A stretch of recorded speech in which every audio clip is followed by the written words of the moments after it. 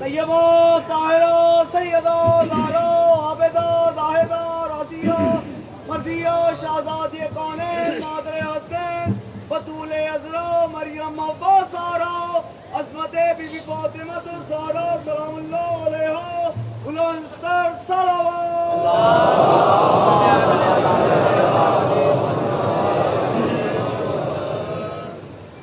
أعوذ بالله السميع العليم من الشيطان اللعين الرجيم بسم الله الرحمن الرحيم الحمد لله المعروف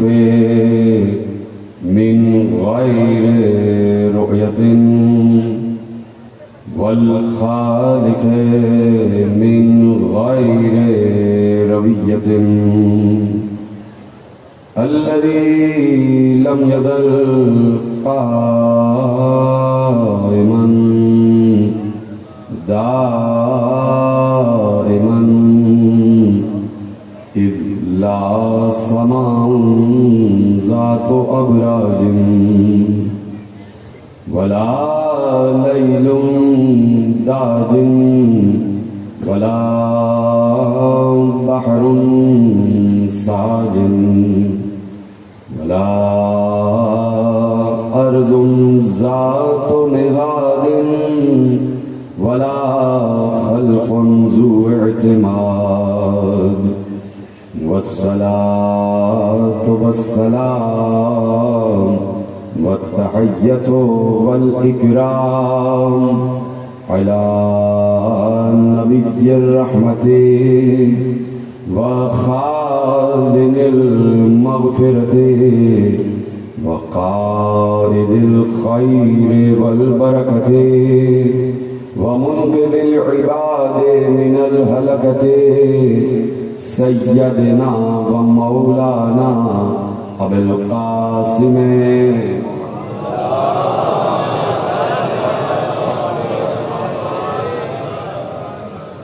وأهل بيته الطيبين الطاهرين المعصومين المظلومين المنتخبين المنتجبين الذين أذهب الله عنهم الرجس وطهرهم تطهيرا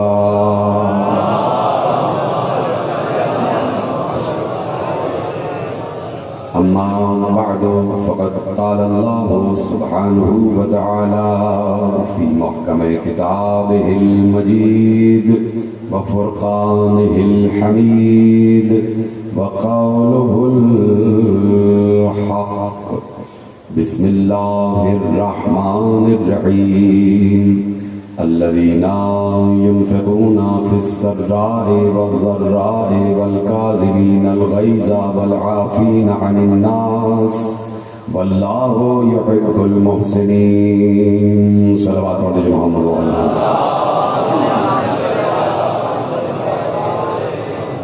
1443 ہجری کے اشرۂ ماہ ازاں کی مرکزی امام بارگاہ دھوبی گھاٹ فیصل آباد میں آپ حضرات آج 5ویں مجلس میں شریک ہیں. عنوان گفتگو عظمت و اوصاف امام موسی کاظم علیہ السلام.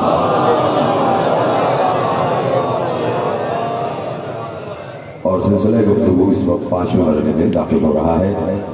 اور نگار عالم نے جیسے کہ میں مسلسل عرض کر رہا ہوں کہ اس کائنات کو کبھی بھی اپنے کسی بھی نمائندے سے خالی نہیں چھوڑا ہے.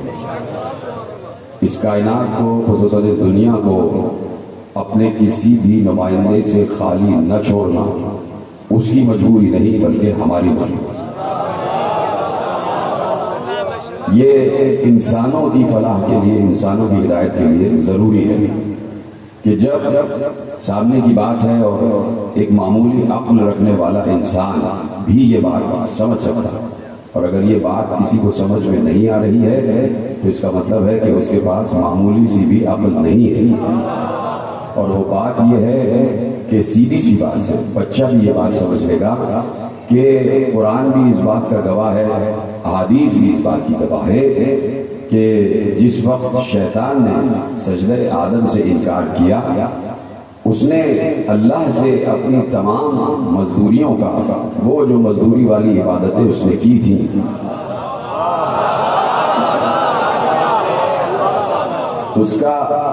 اس نے اللہ سے صلہ چاہا. تو اللہ نے کہا کیا صلہ چاہیے؟ اس لیے کہ اللہ تو کسی کی محنت کو ضائع کرتا ہی نہیں.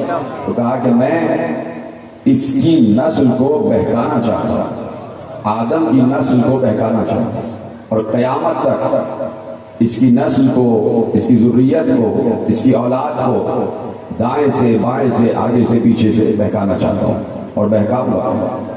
اللہ نے کہا کہ وقت معلوم تک کی تجھ کو مہلت ہے. اس نے تو نوالو کہاں تک کی مہلت چاہیے؟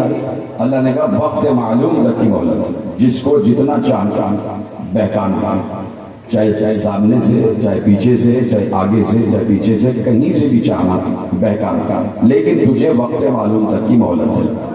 تو پوچھنا یہ ہے، چاہے کوئی عالم ہو، چاہے کوئی مفتی ہو، چاہے کوئی محقق ہو، ہر پڑھے لکھے سے پوچھنا ہے، اور اس کا جواب سب کے پاس ہے، کیا وقت معلوم آ چکا ہے؟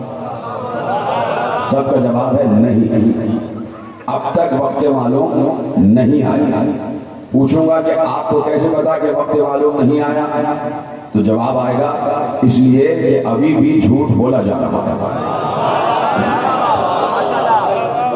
ابھی بھی چوری کی جا رہی ہے، ابھی بھی ڈاکہ ڈالا جا رہا ہے، ابھی بھی کچھ پاک اور طاہر لوگوں کے خطابات پر قبضہ کیا جا رہا ہے، ابھی بھی سچ پر جھوٹ کا لبادہ چڑھایا جا رہا ہے، ابھی بھی حق کو چھپایا جا رہا ہے. یعنی شیطان ابھی بھی بہکا رہا ہے.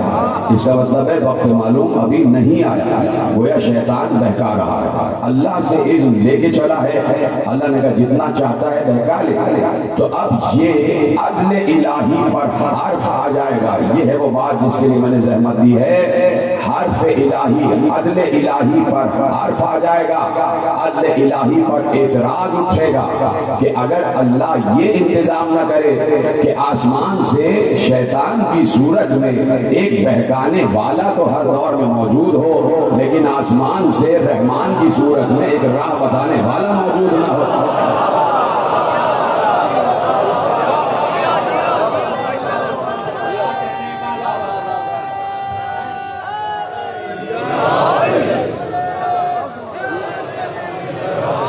تو تم نے کیا اللہ کو نعوذ باللہ ظالم سمجھ رکھا ہے کہ وہ یہ ظلم کرے گا نعوذ باللہ کہ وہ شیطان کو بہکانے کی اجازت تو دے دے لیکن اپنا کوئی نمائندہ شیطان کے مقابلے پہ نہ بھیجے. اگر شیطان کے علاوہ شیطان نہ ہوتا اور اللہ جو عام سے انسان ہیں ان کو اجازت دے دے گا کہ تم اپنے آپ کو اپنے درمیان ایک دوسرے کو بہکاتے رہو، تو پھر انسانوں ہی کو اجازت دیتا کہ تم آپس میں ایک دوسرے کو راہ بھی بتاتے رہو. لیکن جب شیطان آسمان سے چلا ہے بہکانے کے لیے، جب رہے گمراہی آسمان سے چلی ہے بہکانے کے لیے، تو رہے ہدایت بھی آسمان سے ہی آنی چاہیے. یہ اللہ کا اصول رہا. اور جو سامنے پتلا بن رہا تھا حضرت آدم علیہ السلام، وہ صرف ایک معمولی پتلا نہیں تھا، وہ اللہ کا بنایا ہوا ہادی تھا. اس کو اللہ نے زمین پر اپنا خلیفہ نومینیٹ کیا تھا، اور اس کا کام ہی یہ تھا کہ سلسلہ ہدایت یہاں سے شروع ہو رہا ہے. اور ہماری یہ فطرت ہے، ہماری یہ عادت ہے، ہماری یہ سنت قرار پائی کہ ہم ہر دور میں آدم کی طرح کوئی نہ کوئی نمائندہ رکھیں گے.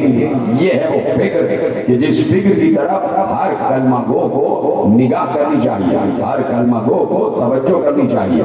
کہ سیدھی سی بات یہی ہے کہ جب ہر دور میں شیطان ہے تو ہر دور میں رحمانی نمائندہ بھی ہونا چاہیے، اور رحمانی نمائندہ شیطان سے زیادہ طاقتور ہونا چاہیے، بہکانے والے سے زیادہ طاقتور ہونا چاہیے. اب شیطان میں نہ معلوم کیا کیا صفتیں ہوں گی جو بد صفتیں ہیں. ان میں سے ایک صفت یہ ہے کہ شیطان بھی ہر جگہ موجود ہے.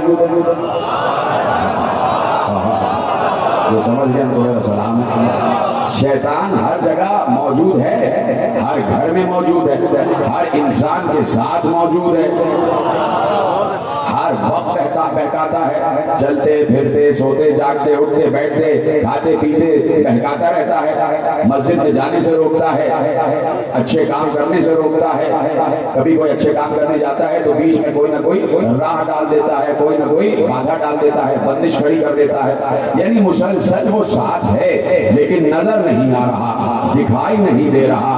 یہ کیسے ہو جائے گا کہ شیطان میں تو یہ صفت ہو کہ موجود ہو اور دکھائی نہ دے، تو جب ماننے پہ آئیں تو شیطان کی غیبت کو مان لیں، نہ ماننے پہ آئیں تو حجت کی غیبت کو نہ مانیں۔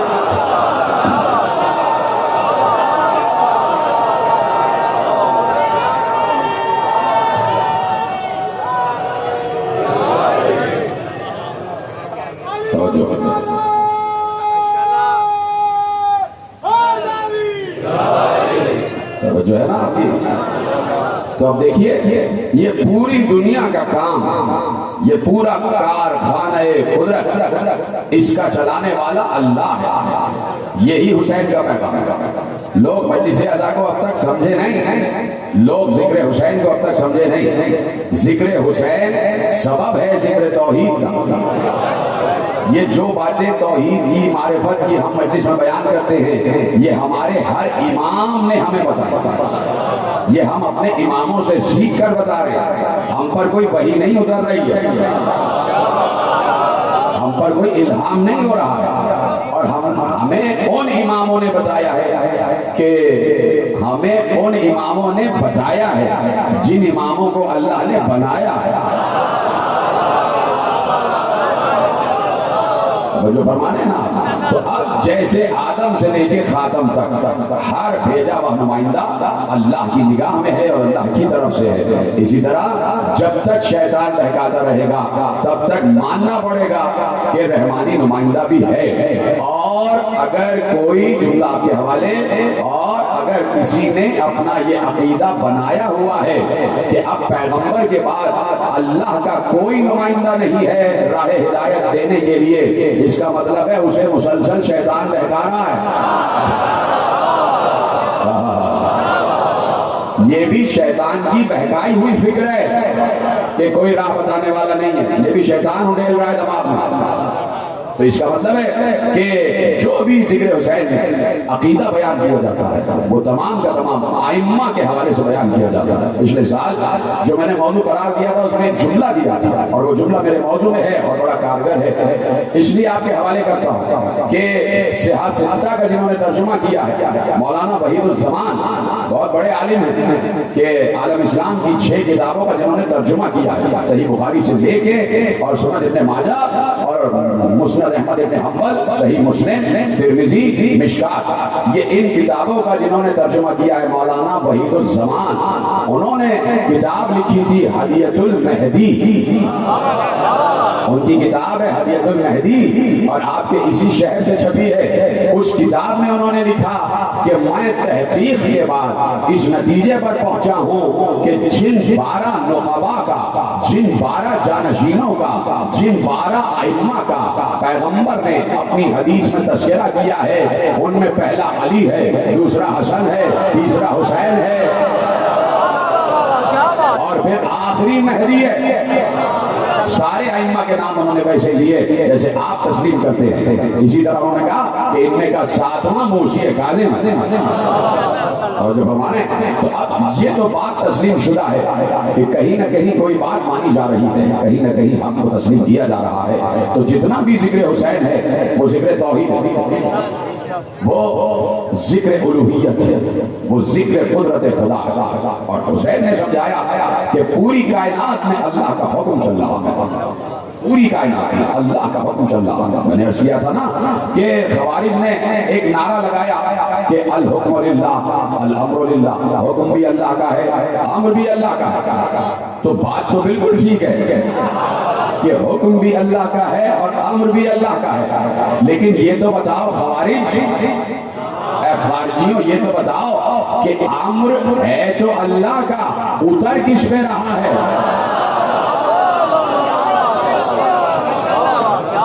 خارجیوں سے پوچھا جائے تو خارجیوں کا نعرہ، تو اب پوچھا جائے کہ امر اللہ کا ہے تو امر کا مالک اللہ ہے، اتر کس پہ رہا؟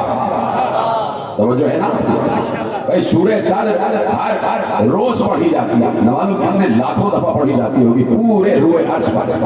ہر انسان جو کلمہ گو ہے نوالوں کتنی مرتبہ سورہ قدر کی تلاوت کرتا ہوگا، تو صرف تلاوت کر لینے سے ہی مسئلہ حل نہیں ہوتا کہ تلاوت کرنے پہ آ رہا ہے تو شاید عیسائی بھی پڑھ رہا ہوگا اپنا مطالعہ بڑھانے کے لیے، جیسے ہم توریت و زبور و انجیل کے اسفار کا مطالعہ کرتے ہیں کہ ہم دیکھیں کہ توریت میں کیا تھا، زبور میں، انجیل میں کیا تھا۔ ویسے اس وقت جو محققین نصارہ ہیں اور جو یہودی محققین ہیں اور جو ہندو محققین ہیں وہ بھی قرآن کی آیتیں پڑھتے ہوں گے، وہ بھی سورہ قدر پڑھ رہے ہوں گے، تو اگر پڑھ لینا ہی کافی ہے تو وہ برابر ہوگا۔ صرف پڑھ لینے ہی سے مسئلہ حل نہیں ہوتا، بات یہ ہے کہ اس قرآن کی آیت کا جس کیا ہے، اس میں اللہ باطن میں پیغام کیا دے رہا ہے، وہاں تک پہنچو۔ اجازت ہے نا بات آگے بڑھائی جائے؟ کہہ تو دیا کہ الامر للہ، امر اللہ کا ہے، لیکن اس امر کو سمجھو، اس امر کی معرفت حاصل کرو، اس امر میں ہے کیا کیا کیا کیا۔ بار بار اللہ نے قرآن میں کئی موقعوں پر ارشاد فرمایا ہے کہ وہ یدبر الامر ہے، یدبر الامر ہے، وہ امر کی تدبیر کرتا ہے۔ مدبر الامر، یدبر الامر، امر کی تدبیر کرنے والا اللہ، یعنی امر کا مالک و خالق اللہ ہے۔ اس امر میں ہے کیا کیا کیا؟ اللہ نے ارشاد فرمایا سورہ اعراف، ان ربکم اللہ الذی خلق السماوات والارض فی ستۃ ایام ثم استوى علی العرش یغشی اللیل النہار یطلبہ حثیثا والشمس والقمر والنجوم مسخرات بأمره تبارک اللہ رب العالمین۔ سلامت رہے جس نے آیت پڑھی سبحان اللہ کا ہے، یہی حقیقت حسین نے ہمیں سکھایا ہی ہے۔ آیت سورہ اعراف، بسم اللہ الرحمن الرحیم، اِنَّا رَبَّكُمُ اللَّهُ الَّذِي خَلَقَ السَّمَاوَاتِ وَالْأَرْضَ فِي سِتَّةِ أَيَّامٍ ثُمَّ اسْتَوَىٰ عَلَى الْعَرْشِ يُغْشِي اللَّيْلَ النَّهَارَ يَطْلُبُهُ حَثِيثًا والشمس والقمر والنجوم مسخرات بأمره۔ اب یہاں تک میں نے آیت کو روک دیا۔ اللہ کہہ رہا ہے، توجہ، اللہ ارشاد فرما رہا ہے بے شک تمہارا رب اللہ وہ ہے، تمہارا رب اللہ وہ ہے، کون ہے؟ اب اللہ یہاں پر اپنی صفت کے دوارا اِنَّا رَبَّكُمُ اللَّهُ الَّذِي خَلَقَ السَّمَاوَاتِ وَالْأَرْضَ فِي سِتَّةِ أَيَّامٍ ثُمَّ اسْتَوَىٰ عَلَى الْعَرْشِ۔ اگر تمہارا رب اللہ وہ ہے کہ جس نے آسمان اور زمین کو 6 دنوں میں خلق کیا۔ اب گنتے جائیے گا، 6 دنوں میں زمین اور آسمان کو خلق کیا، ثم استوى علی العرش، اس کے بعد اس نے عرش کی تدبیر کی، عرش کو استوا کیا، عرش کو قائم کیا۔ خلقت زمین و آسمان 6 دنوں میں، پھر اس کے بعد عرش کو قائم کرنا۔ یغشی اللیل النہار، وہی ہے جو رات کو دن سے بدل دیتا ہے۔ ہمارا اللہ ہے بھائی، ہم نہیں بولیں گے اپنے اللہ پر تو اور کون بولے گا؟ ہم تو اس اللہ کو مانتے ہیں جس اللہ کو محمد اور علی نے بتایا ہے، تو ہم تو اپنے اللہ کی ہر شان پر سبحان اللہ کہتے ہیں۔ اتنی محبت ہے ہمیں اپنے اللہ سے۔ کہا کہ زمین اور آسمان 6 دنوں میں خلق کیے، اس کے بعد عرش کو قائم کیا، وہی ہے کہ جو رات کو دن سے بدل دیتا ہے، دن کو رات کا پردہ اٹھا دیتا ہے۔ یطلبہ حثیثا، کہ وہ دن کے پیچھے پیچھے آتی ہے، دن کے پیچھے پیچھے آتی ہے۔ والشمس والقمر والنجوم مسخرات بأمرہ، سورج، چاند، ستارے، یہ سب کے سب اس کے امر کے تحت کام کرتے ہیں۔ سلامت رہے جیسے جملہ محفوظ کیا، یہ ہے آپ کی ذہانت میں، میں نے ابھی سے ترجمہ کیا اور آپ پہنچ گئے کہ میں کہنا کیا چاہتا ہوں۔ آپ دوبارہ سے کہتے، زمین اور آسمان کی 6 دن میں خلقت، عرش کو قائم کرنا، دن کا رات میں بدلنا اور رات کا دن میں بدلنا، سورج چاند ستاروں کو اپنے کنٹرول میں رکھنا، یہ سب کا سب اللہ کے امر کے ذریعے ہوتا، یعنی اللہ کے امر نے 6 دن میں زمین اور آسمان بنائے۔ اللہ کے امر نے عرش کو قائم کیا. اللہ نے اپنے امر کے ذریعے روزانہ رات کو دن میں بدلتا ہے, دن کو رات میں بدلتا ہے. اللہ کے امر کے تحت, اللہ کے امر کے تحت تصویر ہے سورج میں, چاند بھی, ستارے بھی. یعنی امر اتنا پاورفل ہے اللہ کا کہ اس کے ذریعے سے آسمان اور زمین بھی بنائے جا سکتے ہیں, اس کے ذریعے سے عرش کو قائم بھی کیا جا سکتا ہے, اس کے ذریعے سے دن اور رات آپس میں ایک دوسرے کے ساتھ آ سکتے ہیں, اس کے ذریعے سے چاند پر بھی کنٹرول ہے, اس کے ذریعے سے سورج پر بھی کنٹرول ہے, اس کے ذریعے سے ستاروں پر بھی کنٹرول ہے. اور اللہ کہہ رہا ہے یہ سب کچھ ہمارے امر کے تحت ہے, سب کچھ ہمارے امر کے تحت ہے. اب گنوانے کی ضرورت نہیں ہے کہ امر کیا کیا کرتا ہے. آیت کے ذیل میں جو کچھ میں نے بتایا زمین آسمان کی خلقت سے دے کے اور دن اور رات کا تبدیل ہونا, یہ سب کا سب امر خدا ہے. اور اسی قرآن نے سورہ قدر میں کہا کہ ایک شب ایسی آتی ہے کہ ہم امر کو نازل کرتے ہیں. سلامت رہے تمام حضرات پیچھے بیٹھے ہیں, خدا سب کو سلامت رکھے. آیت نے بتایا سورہ اعراف 54 آیت جو میں نے آپ کے حوالے کی, اور پھر اللہ اسی امر کے لیے ارشاد فرماتا ہے تنزل الملائکۃ والروح. ہاں اس دن ملائکہ اور روح اترتے تھے اس کے کل امر کے ساتھ. یہاں تک آپ آگے اس کے کل امر کے ساتھ. میں نے ابھی عرض کیا کہ روزانہ سورہ قدر پڑھی جاتی اور سورہ قدر میں شب قدر کا اعلان ہے کہ ایک رات ایسی آتی ہے پورے سال میں کہ جب اللہ کل کا کل امر, اس پر غور نہیں کیا, سلامت ہے, من کل امر, پورا کا پورا امر, یعنی اس رات اللہ جتنا بھی امر اس کے پاس ہے وہ سب کا سب نازل کرتا ہے. اور اس امر کے تحت کیا ہوتا ہے, اس امر کے تحت اس کی پاور کیا ہے, اس کی پاور یہ ہے کہ زمین اور آسمان بنائے جا سکتے ہیں. اس کی پاور یہ ہے کہ دن اور رات کو تبدیل کیا جا سکتا ہے. اس کی پاور یہ ہے کہ عرش قائم کیا جا سکتا ہے. اس کی پاور یہ ہے کہ سورج چاند ستاروں پر قبضہ کیا جا سکتا ہے. تو امر کا اختیار ہر شب قدر کو اترتا ہے. تو اس سال بھی جو پچھلے سال شب قدر گزری رمضان میں, اس میں تو سبھی گھر میں تھے نا, الٹی سیدھی بیماری پھیلی ہوئی ہے, سب گھر میں ہی تھے نا, تو سارے کے سارے مسلمان گھر میں ہی تھے نا اس سال شب قدر. تو ہر سال کی طرح اس سال بھی تو امر اترا ہے نا. تو آپ تو سب کے سب گھر میں تھے, پہلے تو بہانا تھا, ہم کہیں باہر تھے, ہم کہیں گھوم رہے تھے.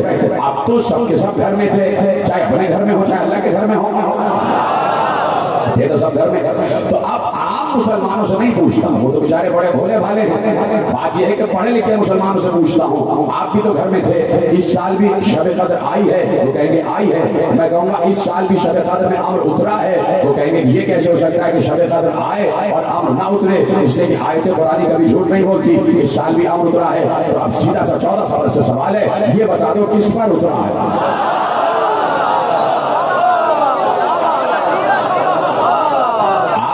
کہ آپ پر اترا ہے, اگر آپ پر اترا یہ بتائیے کہ اس سال آپ کی شادی رہے گی یا ختم ہو جائے گی. سیدھی سی بات ہے, جب امر اتر رہا ہے تو کوئی نہ کوئی منزل امر بھی ہونی چاہیے, کوئی نہ کوئی مسکن امر بھی ہونا چاہیے, کوئی نہ کوئی مستقر امر بھی ہونا چاہیے. تو اب تلاش صرف یہ کرو کہ امر اتر کس پہ رہا ہے. جس پر امر اتر رہا ہے کل کا کل, اس کے بعد زمین کا اختیار بھی ہوگا, آسمان کا اختیار بھی ہوگا, عرش کا اختیار بھی ہوگا. وہی یہ کیفیت بھی رکھتا ہے کہ دن کو رات سے, رات کو دن سے بدل دے. وہی سورج پر بھی اختیار رکھتا ہوگا, وہی چاند پر بھی اختیار رکھتا ہوگا, وہی ستاروں پر بھی اختیار رکھتا ہوگا. اس کے ہی ہاتھوں پر کل کا کل امر مسخر ہے. تو اب تلاش کرنا ہے کہ کس پر امر اترا ہے, کس پر امر اترا ہے, کس پر امر اترا ہے. ایک چاہنے والا, میرے ساتویں امام کا چاہنے والا گھر پہ ابھی سویا تھا, کچھ دیر ہوئی تھی اسے سوئے ہوئے. ایک بار وہ کہتا ہے کہ ایسا لگا جیسے کسی نے مجھے جھنجھوڑ کر جگایا. میرے گھر کا دروازہ بند تھا, کنڈی لگی ہوئی تھی, اور میں تھوڑی دیر ہوئی تھی کہ میں سویا تھا, تہجد پڑھ کے سویا تھا تاکہ فجر تک تھوڑا سا آرام کر لوں. کہ ایسے میں لگا کسی نے جھنجھوڑ کر جگایا ہے. میری آنکھ کھلی تو میرے سامنے کوئی کھڑے ہو کے کہہ رہا تھا, کیوں سو رہے ہو, کیا ہمارے شیعہ سوتے ہیں, کیا ہمارے شیعہ سو جاتے جاتے ہیں وہ ایک دم چونک کے کھڑے ہو کے دیکھتا ہے کہ سامنے میرا ساتواں اولي الامر غوث کاظم کھڑے ہو گئے. میں ایک بار کھڑے ہو کے ادب سے جھکا, امام کی دستبوسی کی, امام کو سلام کیا, جواب سلام ملا اور امام نے کہا میرے ساتھ میں تمہیں کچھ دکھانا چاہتا ہوں. شیعوں کو اس طرح دکھاتے ہیں, تو اس لیے مجلسیں برپا ہوتی ہیں کہ ہم محب سے آگے بڑھ کے شیعہ بن جاتے ہیں. ابھی تو ہم شیعہ ہیں ہی نہیں, ابھی تو ہم محب ہیں علی کے. محب ہیں تو لوگ ڈر رہے ہیں, جب شیعہ ہو جائیں گے نہ معلوم کیا ہوگا.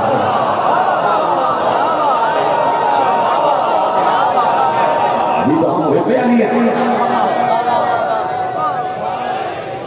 لالا صاحب بے خوف ہو رہی ہے, بے خوف ہو رہی ہے عزاداری حسین, بے خوف ہو رہی ہے عزاداری حسین. دل کو سکون ہے کہ علمدار ساتھ ہے, صدیوں سے ایک پل کو یہ پنجہ نہ جھک سکا. عباس تیرے ہاتھ پہ زہرا کا ہاتھ ہے, بجولا یداللہ مولا کائنات جناب امیر المومنین شیر خدا سپر پاور نعرہ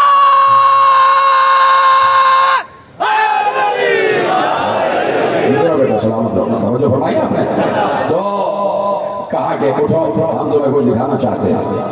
وہ کہتا ہے کہ میں اٹھا, امام کے پیچھے پیچھے چلا, حیران رہ گیا کہ دروازہ کھلا ہوا تھا. تو میں اس شیعہ سے یہی کہوں گا کہ آپ کی حیرانی مجھے سمجھ میں نہیں آ رہی. یہاں تو آپ کے گھر کا دروازہ خود بخود کھل گیا. علی جب 13 رجب کو آئے تو اللہ کے گھر کی دیوار دروازہ بن گئی, کا دروازہ کھلا ہوا تھا. میں باہر نکلا, باہر سواریاں تیار تھیں. ایک ناقے پہ میں بیٹھا, ایک ناقے پہ میرے ساتھ میں امام موسی کاظم علیہ السلام تشریف فرما ہوئے. اور ایسے میں ابھی ناقے نے ایک قدم بڑھایا تھا کہ ہم ایک مقام پر پہنچے. اب جو میں نے غور سے دیکھا, میں نے دیکھا ہم کربلا میں حسین ابن علی کی زری پر موجود تھے.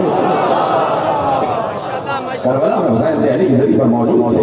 میرے مولا وہاں اترے, میں بھی اترا. 24 رکعت نماز پڑھی, 24 رکعت نماز ذریعے حسین پر پڑھی, اور پھر وہاں سے باہر آئے, ناقے پہ بیٹھے. ابھی ایک قدم اٹھایا تھا کہ اب جس مقام پر پہنچے, میں نے غور سے دیکھا مسجد کوفہ, مسجد کوفہ. اور ایک بار جیسے ہی مسجد کوفہ میں اترے, 17 رکعت نماز مسجد کوفہ میں پڑھی.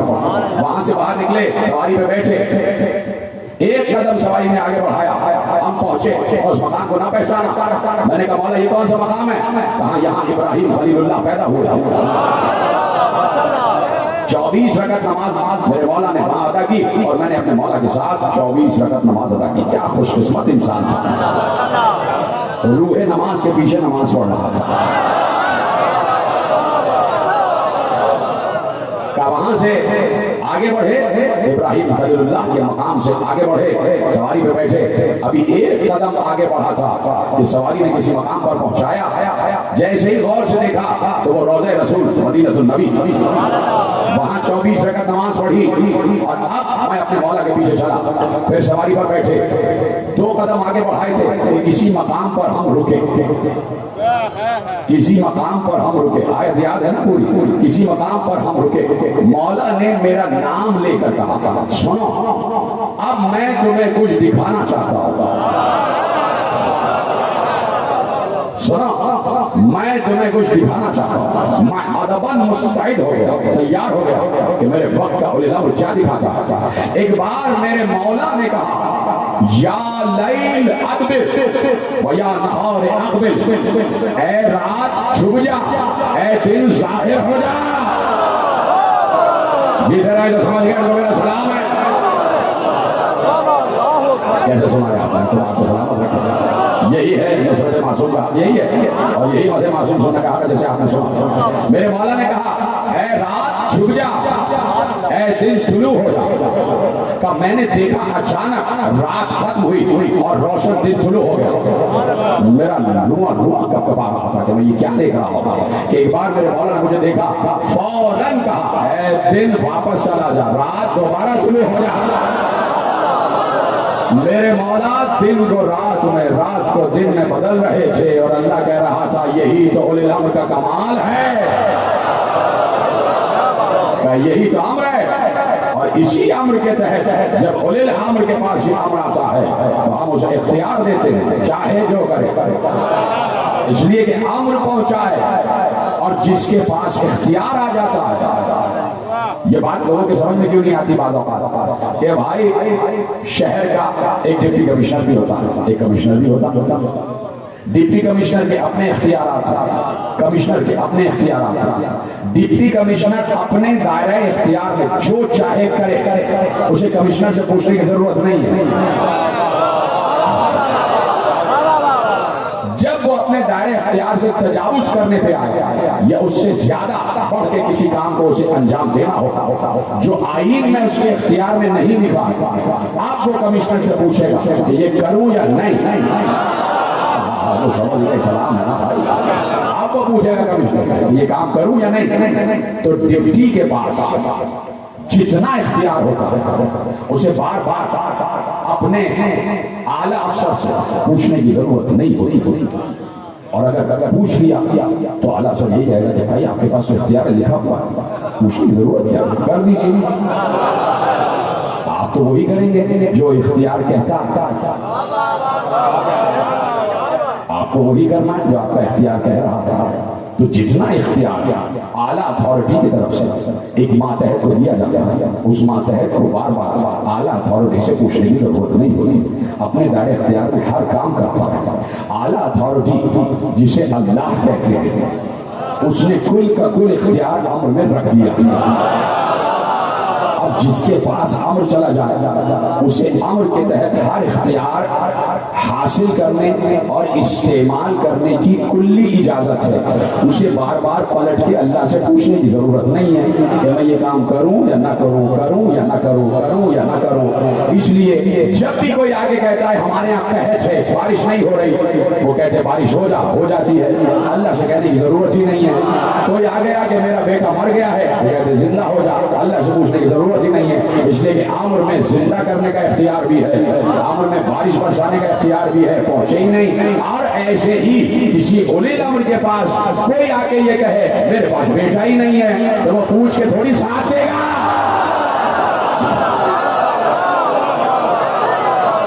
اس کے پاس اختیار ہے، امر میں یہ اختیار ملتا ہے تو اولی الامر کے پاس ہر اختیار آتا ہے۔ اللہ کہہ رہا ہے کہ آسمان اور زمین کی خلقت، زمین اور آسمان کی 6 دنوں میں خلقت، رات کا دن میں بدلنا، دن کا رات میں بدلنا، اور اس کے بعد سورج چاند ستارے کا مسخر ہونا، یہ سب کا سب امر کے تحت ہے، یہ سب کا سب امر کے تحت ہوتا ہے۔ تو جس کا اختیار سورج پر ہوگا، چاند پر ہوگا، ستارے پر، اور قرآن کہہ رہا ہے کہ امر کے پاس یہ اختیار ہوتا ہے۔ تو ہم جو آل محمد کی فضیلتیں پڑھتے ہیں اصل میں وہ فضائل خدا،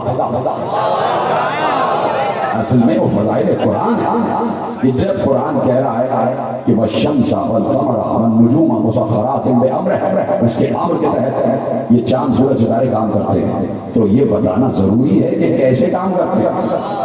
تو کوئی پوچھتا ہے کیسے کام کرتے ہیں چاند سورج ستارے کا، تو ہم کہتے ہیں ایسے کام کرتے ہیں کہ جس سورج کو اللہ مشرق سے طلوع کر کے مغرب میں ڈبوتا ہے، صاحب امر اسے مغرب سے واپس پلٹا لیتا ہے۔ جس چاند کو اللہ رات میں طلوع کرتا ہے، صاحب امر اسے 2 ٹکڑے کر دیتا ہے۔ جس ستارے کا خالق اللہ ہے، صاحب امر اسے چھوٹا سا کر کے دروازے میں بلا لیتا ہے۔ توجہ فرما رہے ہیں آپ؟ تو اب اس صاحب امر کی معرفت ضروری ہے کہ جس کو اللہ نے امر عطا کیا، اپنے دور کا صاحب امر مصطفیٰ، وہ یہاں یا نہیں، اپنے دور کا صاحب امر مصطفیٰ، تو کل کا کل امر خدا مصطفیٰ پر نازل ہوا۔ تو اب مصطفیٰ جو چاہیں کریں، ہم کچھ یقینوں سے بات نہیں کرتے، کم یقینوں سے بات نہیں کرتے، ہم کٹ حجتوں سے بات نہیں کرتے، ہم عقل کل رکھنے والوں سے بات کرتے ہیں، اور عقل مجسم کی معرفت رکھنے والوں سے مخاطب ہوتے ہیں۔ یہ باتیں علم کی ہیں اور یہ باتیں جہالا نہیں سمجھتے۔ چپ ہو گیا، میں نے کہا یہ باتیں علم کی ہیں، جہالا نہیں سمجھتے، تو میں جملہ پلٹ دیتا ہوں، یہ باتیں علم کی ہیں، جو نہ سمجھے وہ جاہل ہے۔ جو نہ سمجھے وہ جاہل ہے. اب اپنے دور کا اولی الامر ہے ذات مصطفیٰ. اور یہ آ جانے ذات مصطفیٰ اور پیغمبر. اگر کم از کم 23 برس کی پیغمبر کی حیات کو دیکھا جائے, حالانکہ پیغمبر تو جس شب پیدا ہوئے تھے زمین پر آئے تھے اس وقت بھی وہی اولی الامر تھے. اور جب پیغمبر نے رسالت کا اعلان کیا ہے تو 23 برس کی نبوت کی زندگی, تو کم از کم 23 سال ہر شب قدر پیغمبر پر امر اترا. 23 سال ہر شب قدر پیغمبر پر امر اترا. ٹھیک ہے, تو پیغمبر جملہ ظاہر ہوگا, پیغمبر بہت فکری جملہ ہے, پیغمبر پر امر نازل ہو رہا ہے. میں نے اس لیے مصطفیٰ کا نام استعمال کیا کہ ہو سکتا ہے کہ میں کسی امام کا ذکر کروں تو لوگ اعتراض کرتے ہیں, لیکن مصطفیٰ پر تو کسی کو اعتراض نہیں کرتا. تو جب میں پوچھنا چاہتا ہوں عالم اسلام سے کہ جس شخص پیغمبر پر, جس سال کی جس شخص پیغمبر پر امر خدا اترا تو کل کا کل اترا. اس سے کسی کو انکار نہیں, اس لیے کہ قرآن کی آیت کہہ رہی ہے, سورہ قدر کی آیت کہہ رہی ہے من کل امر, ہر امر لے کر اترتے ہیں. ہر امر پیغمبر کی ذات پر اترا. تو پیغمبر نے ہر امر کو ویسے ہی استعمال کیا کہ جیسے اللہ استعمال کرتا. یہی تو بات تھی, اس لیے زحمت دینا. اگر کوئی یہ کہتا ہے کہ نہیں, اس کا مطلب ہے کہ اس کا ایمان گیا, وہ پھر دوبارہ کرنا پڑا. وہ کہیں گے کیوں؟ میں کہوں گا اس لیے کہ قرآن میں اللہ یہ کہہ رہا ہے ما تشاءون الا ان یشاء اللہ, تم تو وہی چاہتے ہو جو ہم چاہتے ہیں.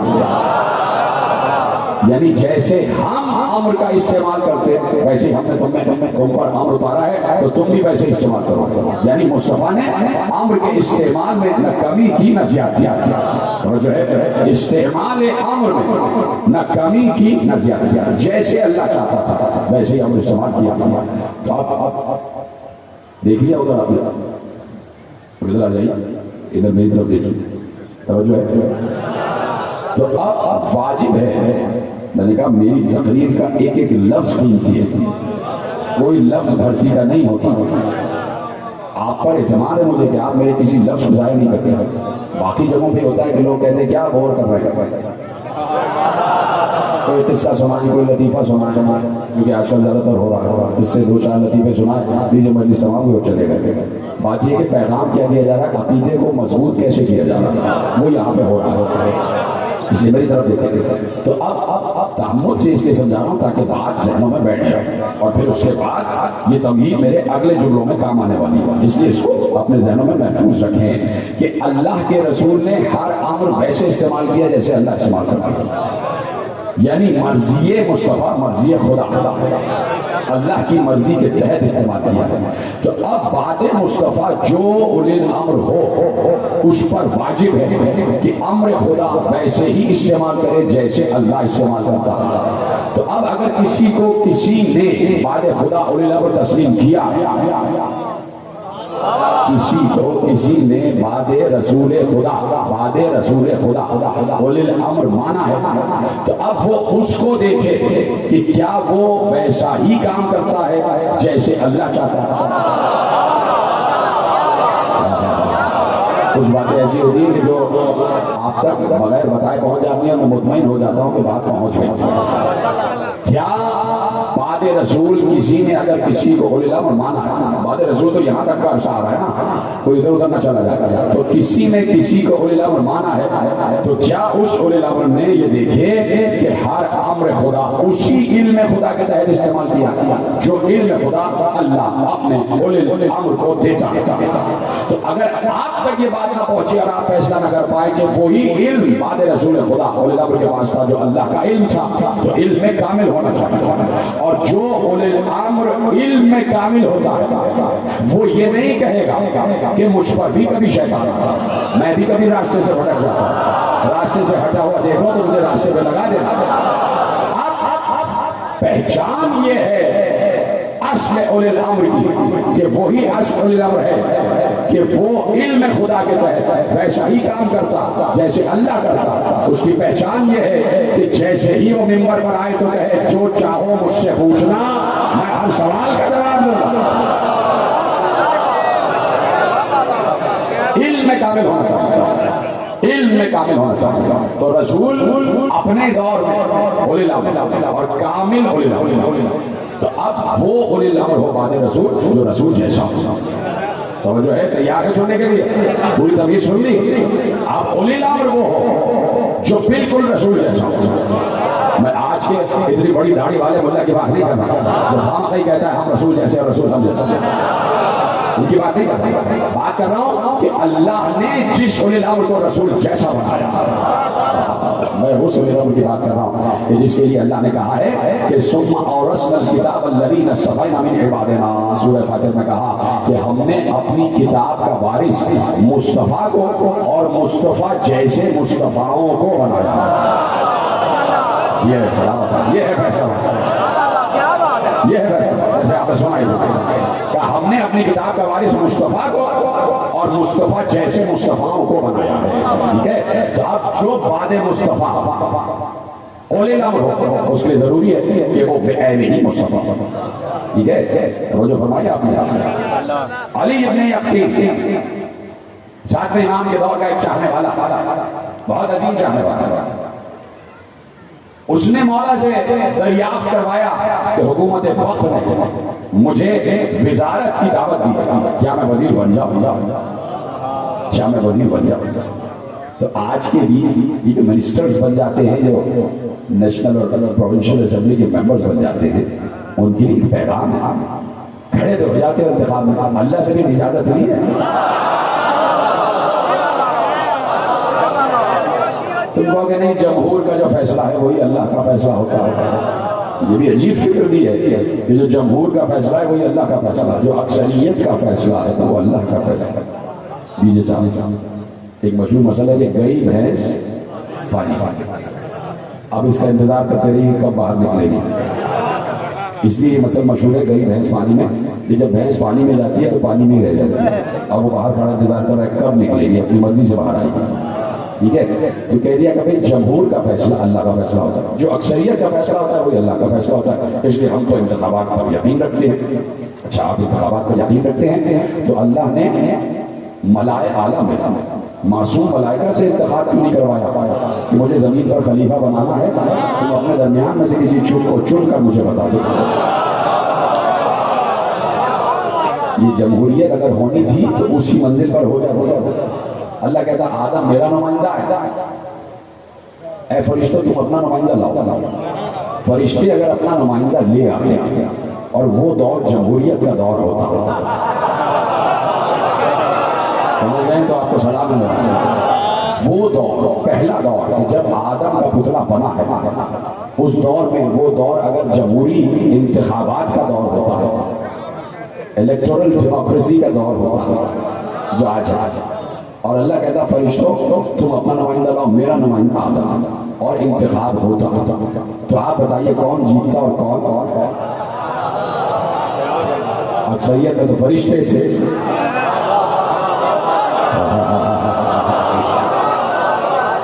اکثریت میں تو فرشتے تھے، تو فرشتوں کا نمائندہ جیت جاتا.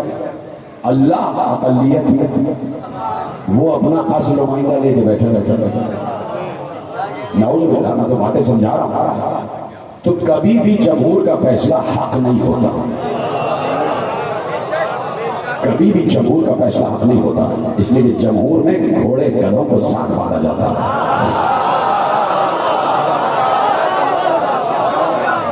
کبھی جمہور کا فیصلہ حق نہیں ہوتا. تو آج بھی میں کہتا ہوں کہ آپ منسٹر کو بن جاتے ہیں، اللہ سے بھی پوچھا. کبھی کسی نے پوچھا ہے اللہ سے کہ میں پروردگار کھڑے ہونے جا رہا ہوں، کیا اجازت ہے؟ تو تم اللہ سے رابطہ نہیں کر سکتے؟ ہمارے پاس آ جاؤ، یہ تصویر ہے ہمارے پاس، ہم استخارہ کر کے بتا دیں گے. تو میرے عزیزو، علی ابن یقین وزارت کی آفر ہوئی، مولا سے پوچھا، اولی الامر سے پوچھا، اس لیے کہ اسے یقین ہے جو ان کا فیصلہ ہوگا وہی اس کا فیصلہ ہوگا. اب سمجھ میں آیا استخارہ کہتے کسے؟ اس لیے مجلس میں آ جاتے ہیں کہ علم کے نیچے آ کے مرضی عباس پوچھ لیتے ہیں، زری پکڑ کے مرضی حسین پوچھ لیتے ہیں. جو ہے تو اب انہوں نے کہا مولا کیا میں وزارت قبول کر لوں؟ تو اب میرے ساتھی امام علیہ السلام نے ارشاد فرمایا کہ دیکھو بات یہ ہے کہ ایک بات کی ضمانت تم مجھے دو اور 3 باتوں کی ضمانت میں تمہیں دیتا ہوں، اس کے بعد وزارت قبول کر لیں۔ مولا ارشاد فرمائیے، کہا کہ جو 3 باتیں جس کی ضمانت میں تجھے دیتا ہوں وہ یہ ہے کہ میں یہ ضمانت دیتا ہوں کہ تجھے کبھی آگ جلائے گی نہیں۔ جی سر سلامت اور تو کبھی بھوکا اور بے لباس نہیں سوئے گا، تو کبھی بھوکا اور بے لباس نہیں سوئے گا۔ اور تیسری ضمانت یہ ہے کہ کوئی بھی تیری کبھی بے عزتی نہیں کر سکتا، کوئی بھی تمہاری تذلیل نہیں کر سکتا۔ یہ 3 ضمانتیں میں دے رہا ہوں، قبول کر کے کہا مولا وہ کون سی ضمانت ہے جو آپ مجھ سے مانگ رہے ہیں؟ کہ تم سے صرف ایک ضمانت مانگ رہا ہوں کہ جب بھی تمہارے دروازے پر میرا کوئی چاہنے والا کوئی مسئلہ لے کر آئے تو خالی ہاتھ نہ بھیجنا، یہ ہے مرضی۔ اگر آج کوئی منسٹر بن رہا ہے یا کوئی ممبر بن رہا ہے نیشنل اور پروونشل اسمبلی کا، اس پر یہ عہدہ اس وقت حلال ہوگا جب عوام کے مسائل حل ہو رہے ہوں گے۔ سلامت ہے، جملہ تو آپ تک پہنچ گیا۔ اگر کوئی ممبر نیشنل اسمبلی، ممبر پروونشل اسمبلی، چاہے کونسلر ہی کیوں نہ بن رہا ہو جمہور کے فیصلے سے، اور وزیر بن رہا ہو، اس وقت یہ عہدہ اس پر حلال ہوگا جب وہ عوام کے مسائل حل کرے۔ امام نے پیغام دیا۔ اور اگر کوئی اپنے عہدے کا ناجائز فائدہ اٹھائے اور کوئی عوام کا ایسا مشکل میں آنے والا جو اس کے دروازے پر آ جائے اور یہ منسٹر اس کو دروازے سے باہر نکال دے، اس کا مطلب ہے یہ عہدہ اسی وقت اس پر حرام ہو جائے گا۔ کہا کہ مجھے یہ گارنٹی دو کہ جب بھی کوئی چاہنے والا تمہارے دروازے پر آئے تو تم اس کا مسئلہ حل کرو۔ مولا بسرو ایسا ہو کیا، جاؤ وزارت قبول کرو۔ وزارت قبول ہو گئی۔ توریہ ہے اور تقیہ، 2 ہی لفظوں میں پورا پیغام دے دیا۔ توریہ بھی ہے اور تقیہ میں علی ابن یقین۔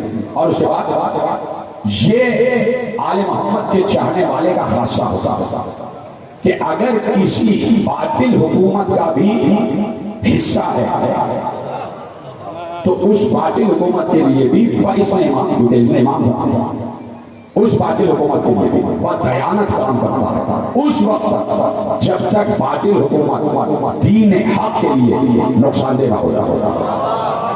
اس وقت جب تک عوام کے مسائل کا حل کرنا ہے اس وقت تک وہ ہر کام بدیان انجام دیتا ہے۔ ٹھیک ہے، بات پہنچ رہی ہے نا سب تک؟ معاملات ہوگا۔ اور پھر بہت سے لوگ ایسے تھے کہ جو علی ابن یقین کو امام کی طرف نظر، نیاز، زکوٰۃ اور خمس بھیجا کرتے تھے، اور جن کے کچھ سوالات ہوتے تھے وہ بھی علی ابن یقین کو دیکھ کر لکھ کر دیتے تھے کہ ہمارے امام تک پہنچائیے اور ہمیں ان سے جواب چاہیے اپنے مسائل۔ علی ابن یقین نے ایک بار کسی نے آ کے نظر، زکوٰۃ، خمس دیا کہ یہ مولا کا حق ہے۔ کچھ لوگوں نے آگے کاغذ پہ سوالات لکھے اور کہا کہ اس کا جواب مولا سے ہمیں چاہیے۔ پورے ایک زمین میں ساری چیزیں جمع کی۔ علی ابن یقین نے کہا یہ مولا تک پہنچ جائے۔ ایسے میں 2 لوگوں کو علی ابن یقین نے منتخب کیا جن کے متعلق علی ابن یقین کو یقین تھا کہ ان کے دل میں بھی وہی ہے جو زبان پر ہے اور زبان میں بھی وہی ہے جو دل میں ہے، یعنی منافق نہیں ہے، راز کو راز رکھنے کی صلاحیت ہے۔ جو لوگوں کو منتخب کیا اور کہا کہ میں نے تمہارے لیے سواری پہلے سے تیار رکھی ہے، یہ تمام سامان میرے مولا تک مدینے میں پہنچاؤ، اور ان سوالات کے جوابات وہاں سے لے کے آیا۔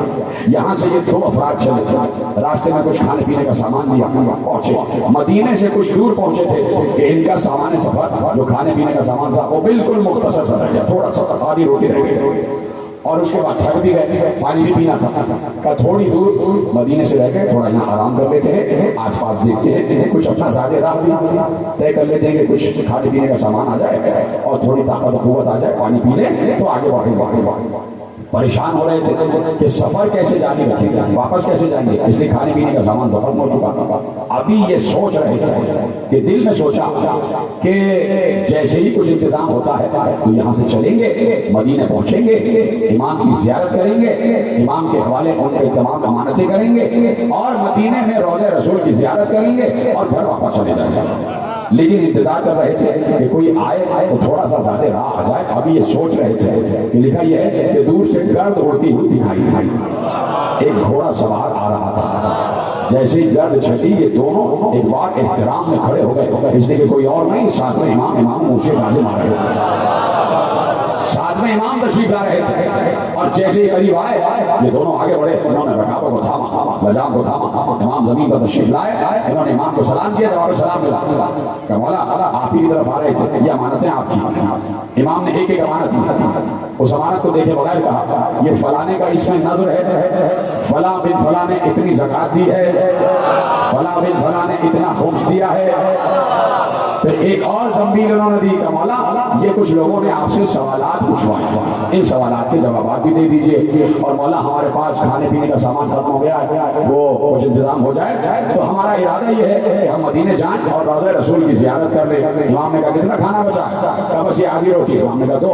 امام نے آدھی روٹی اپنے ہاتھ میں لی, اور جیسے میں تسبیح کو الٹ پلٹ کر رہا ہوں ویسے ہی امام نے اس آدھی روٹی کو ایسے ایسے اپنے ہاتھوں سے مس کیا اور دے کر کہا یہ کوفے تک کے لیے تمہارے لیے کافی ہے.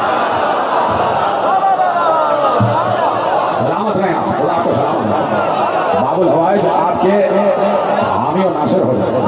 باب الحوائج آپ کی ہر حاجت کو قبول فرمائے. جیسے آپ نے سنا امام موشے کاظم کے سائے میں آپ کو دیتا ہوں, آپ کو کوئی بیماری نہیں گھیرے, خدا آپ کو سلامت رکھے. کہا کہ یہ کوفے تک کے لیے تمہارے لیے کافی ہے, کوفے تک کے لیے تمہارے لیے کافی ہے. اور ایک بار کہا وہ سوالات, مولا یہ سوالات ہیں, اور سوالات بندے ہوئے تھے, ابھی کھلے نہیں تھے, ان پر مہر لگی ہوئی تھی, سیل تھے. سیل سمجھتے نا کہ اس کو کھولا نہیں جاتا, سیل لگائی ہی اس لیے جاتی ہے کہ اگر اپنی منزل پر پہنچے اور سیل کھلی ہوئی ہو تو لینے والا سمجھ جائے کہ اس میں خیانت کی گئی ہے. سیل تھے, کھولا بھی نہیں گیا تھا. امام نے وہ کاغذ جن پہ سوالات لکھے ہوئے تھے ابھی اپنے ہاتھ میں لیے, اور ایک بار راوی کہتا ہے اپنی آستین سے کاغذات نکالے, کہا یہ ان سوالات کے جوابات ہیں.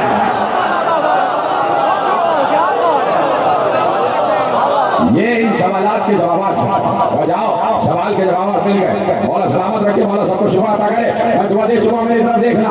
کہا یہ ان سوالات کے جوابات ہیں.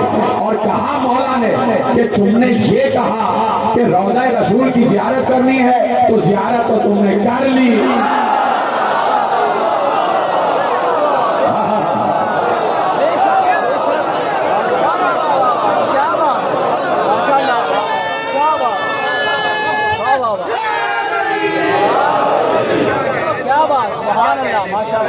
صلوات پڑھیں محمد.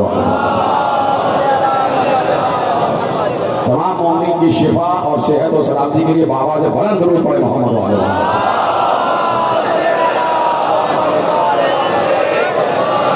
توجہ فرمائی آپ نے. کہا کہ جو تم نے کہا کہ روضہ رسول کی زیارت کرنی ہے وہ تم نے کر لی. یہ کیسے کہہ دیا امام موشے کاظم نے کہ روضہ رسول کی زیارت کر لی؟ کیسے کہہ دیا؟ ابھی تو وہ گئے ہی نہیں.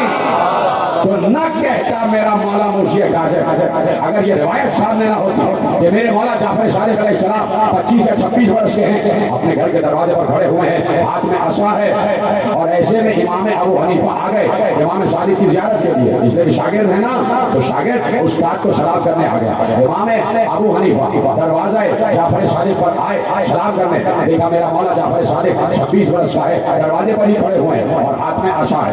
امام ابو حنیفہ نے سلام کیا اور سلام کر کے کہا آپ تو جوان ہیں, آپ کو عصا کی کیا ضرورت ہے؟ جوان کو عصا کے سہارے کی کیا ضرورت ہے؟ آپ تو ابھی صحت مند ہیں, آپ نے عصا کا سہارا کیوں لیا ہوا ہے؟ تو امام صادق نے ارشاد فرمایا کہ میں نے یہ عصا کسی سہارے کے لیے نہیں لیا ہے. پھر کیوں ہے ہاتھ میں؟ کہا یہ میرے نانا رسول اللہ کا عصا ہے. امام کاظم نے کیا کہا کہ رسول کی زیارت کر لی, یاد ہے. اور میں نے کہاں سے جملہ موڑا ہے کہ رسول اپنے دور میں اولی الامر, تو اب وہی اولی الامر ہو جو رسول جیسا ہو. پھر میں نے آیت پڑھی, اگر بھول گئے, کہ ہم نے اپنی کتاب کا وارث مصطفیٰ جیسے مصطفیٰ کو بنایا ہے. تین دعووں کی ایک دلیل آپ کے حوالے کر رہا ہوں, اور تینوں کو دلیل کے ساتھ واضح کرتے ہوئے آگے پہنچانا. ایک بار امام صادق نے کہا کہ کسی سہارے کے لیے نہیں بلکہ رسول کا عصا ہے، اسے میں نے برکت کے لیے اپنے ہاتھ میں رکھا ہے۔ جیسے یہ عقیدہ امام ابو حنیفہ کا ہے، جیسے ہی انہوں نے یہ سنا کہ صادق کے ہاتھ میں، امام صادق کے ہاتھ میں رسول صادق کا عصا ہے، امام صادق کے ہاتھ میں رسول صادق کا عصا ہے، پیغمبر کا عصا ہے جو پیغمبر کے ہاتھوں میں رہتا تھا۔ امام ابو حنیفہ جلدی سے آگے بڑھے اور امام صادق سے کہا ذرا عصا سے ہاتھ اٹھائیے، میں اس عصا کو چومنا چاہتا ہوں۔ یہ جملہ محفوظ کرنا تھا آپ کو، عصا سے ہاتھ ہٹائیے، میں اس عصا کو چومنا چاہتا ہوں۔ یعنی جو چیز کسی اولی الامر سے منسوب ہو جائے اسے چومنا جائز ہے، بدعت نہیں ہے۔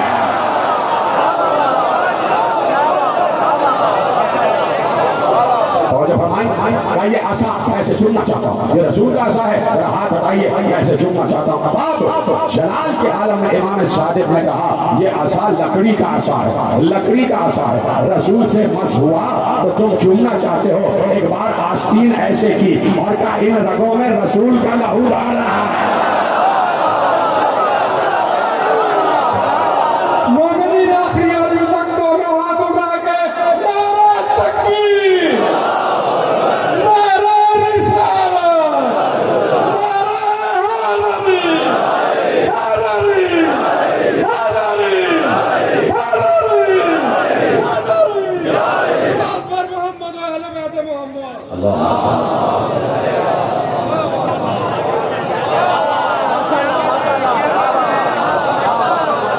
ان رگوں میں رسول کا لہو دوڑ رہا ہے، عصا لکڑی کا ہے، ہمارا گوشت تو رسول کا گوشت ہے، ہمارا لہو تو رسول کا لہو ہے، ہماری ہڈیاں تو رسول کی ہڈیاں۔ یہی تو علی سے کہا تھا رسول نے، لحم کا لحمی یا علی، دم کا دمی یا علی، عزم کا عزمی یا علی، جسم کا جسمی یا علی، عزم کا عزمی یا علی، روح کا روحی یا علی، نور کا نوری یا علی، عقل کا عقلی یا علی، عین کا عینی یا علی، وجہ کا وجہی یا علی، لسان کا لسانی یا علی، انت منی وانا منک یا علی۔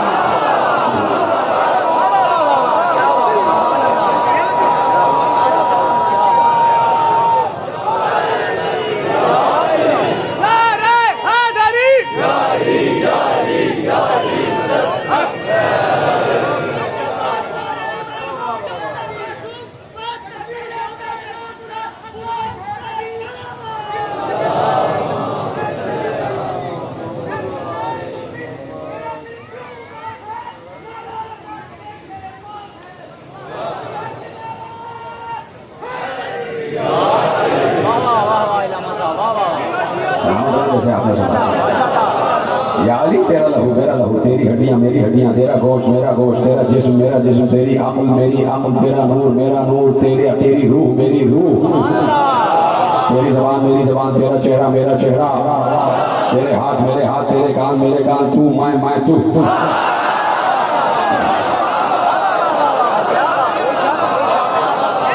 یعنی رسول کی مکمل شبیہ ہے ہر وارث رسول۔ تو اپنے دور میں موسی کاظم شبیہ مصطفیٰ، شبیہ مصطفیٰ۔ تو اب جس طرح عمر کا استعمال اپنے دور میں رسول کرتے تھے، ویسے ہی اپنے دور میں ساتواں وارث رسول موسی کاظم نے استعمال کیا، اور جیسے اللہ چاہتا تھا ویسے کیا۔ کوئی مسئلہ نہیں ہے، کوئی مرحلہ نہیں ہے امام کے لیے، حجت کے لیے، معصوم کے لیے، کہ چاہے وہ گھر سے باہر آزاد ہو چاہے وہ قید میں، اس لیے کہ ہر جگہ اولی الامر ہے۔ جس سال موسی کاظم قید میں تھے اسی سال رمضان بھی آیا، اسی رمضان میں لیلۃ القدر بھی آیا، اور اسی لیلۃ القدر میں عمر بھی اترا۔ تو عمر رک تھوڑی گیا تھا کہ زندان میں تھوڑی جاؤں گا، کہ قید خانے میں عمر کیسے جائے گا؟ نہیں، جہاں اولی الامر ہوگا وہی عمر خدا جائے گا۔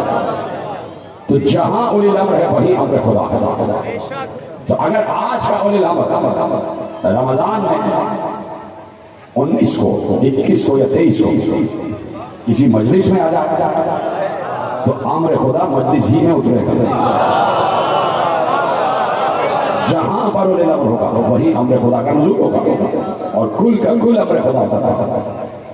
اس لیے کہ میں مسلسل عرض کر رہا ہوں کہ اللہ نے اپنے اور بندوں کے درمیان ایک رابطہ، ایک وسیلہ، ایک واسطہ قرار دیا، اور پھر اللہ اس بندے سے جو اس کا رابطہ، واسطہ اور وسیلہ حجت ہے، اس سے براہ راست بات کرتا ہے، اس پر امر کرتا ہے ملائکہ کے ذریعے، روح کے ذریعے، جس کے ذریعے بھی، اور اس کو بتایا جاتا ہے کیسے زندگی گزارنا۔ سن 60 ہجری کے رمضان میں شب قدر میں عامر حسین پر اترا، اپنے دور کے اولیاء حسین بن علی تھے، تو جہاں پورے انسانوں کی تقدیریں اتری، وہیں پر اس تقدیر کا بھی اعادہ ہوا اور آموختہ ہوا۔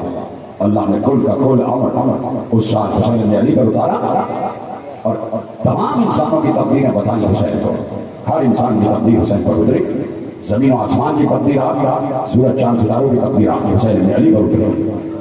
اور حسین کو معلوم ہے کس کو کتنا رزق دینا ہے، کس کو کتنی سانسیں دینا ہے، کس کو شفا دینا ہے، کس کو زندگی، کسے موت، سب کی تقدیریں حسین کو معلوم ہے، نام بنانا۔ یہ بھی حسین کو بتا دیا گیا کہ حسین تمہاری تقدیر میں یہ ہے کہ سن 61 ہجری کے 11 محرم کو اس دنیا میں ہو گئے، حضرت اللہ اسی تقدیر خدا کا اعادہ جو حسین کو پہلے سے معلوم کہ حسین یہی برس ہے وعدے کے نبھانے کا۔